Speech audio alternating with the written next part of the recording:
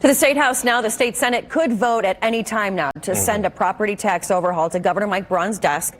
This measure could cost the state nearly $1.5 billion in the next 3 years. Yeah, it drew massive protest at the Statehouse today. News 8's government reporter Garrett Bergquist is there now once again. Garrett, what's the status on the bill at this hour?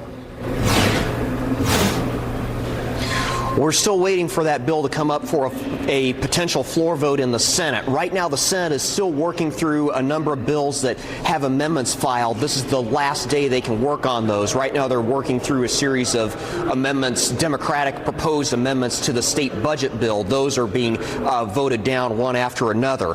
The property tax bill is on what's called the Senate concurrence calendar. That means the Senate could vote to accept the changes that the House made and send the bill to the governor. We don't know for sure when they might take up the bill. So as a reminder, the bill would let homeowners claim a property tax credit of up to 10% of their total tax bill to a maximum of $300. Disabled veterans and seniors on fixed incomes could claim additional credits of $250 and $150 respectively.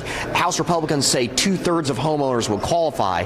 The measure could cost individual school corporations and cities tens of millions of dollars over the next 3 years, and all those governments combined would add up to about $1.4 billion by calendar year 2028.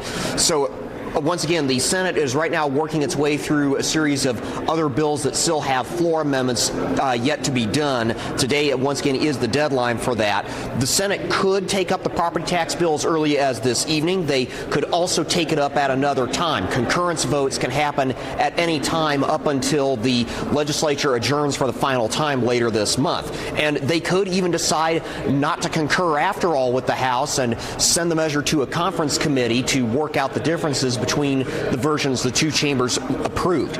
Now, it's worth noting, Lieutenant Governor Micah Beckwith has called on Governor Braun to veto the property tax bill as it currently stands. And Beckwith is, as Lieutenant Governor, the president of the Senate, though he has no vote on the floor except to break a tie. Live at the State House, I'm Garrett Bergquist for Wish TV, wishtv.com, or follow us on Facebook for updates. Well, Garrett, thank you. Well, teachers, they showed up in full force at the Capitol today ahead of that vote. You could see them all here. Kat Sandoval was at that rally and spoke with teachers and families. Thousands of teachers and families have gathered here in the State House. They say the upcoming bills are targeting public school funding.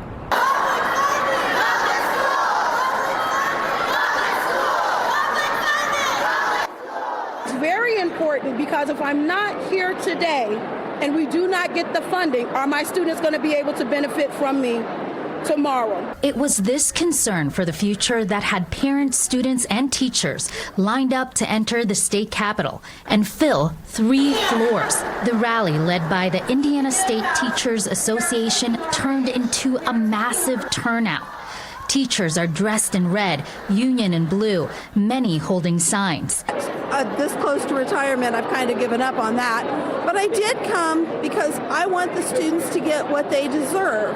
I want them to have new books. I want them, or at least books that are recent. Union leaders say the property tax bill could strip public schools of $744 million in the next 3 years. And Indianapolis public schools will lose about $14 million. Some have voiced that property taxes are going to charter schools instead of public schools.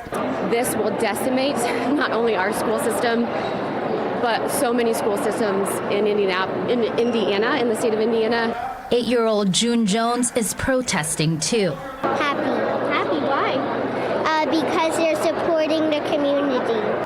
And the teachers tell me that they love teaching and they love being in school, but it was especially important to show up here today. Reporting in the State House, I'm Kat Sandoval, Wish TV, wishtv.com, or follow us on Facebook for updates. Yeah, thank you. That wasn't the only protest against a bill at the State House today. Public library supporters held a companion rally on the other side of the State House. Many public library systems would also lose funding if the bill passes. Johnson County Public Libraries would lose about $1 million over the next 3 years. Their director says that could be devastating, especially when combined with potential cuts to the Indiana State Library. I think that's the real devastating part of it. There's a lot of still unknowns. Right now for Johnson County Public Library, it's unknown what the impact of the elimination of IMLS and the drastic cuts to this Indiana state budget. It's unknown exactly how that will fiscally impact us, but we are thinking that it will. So some libraries face a more mixed impact. Indianapolis libraries would lose about $3 million over the next 2 years, but then gain about $2 million in 2028.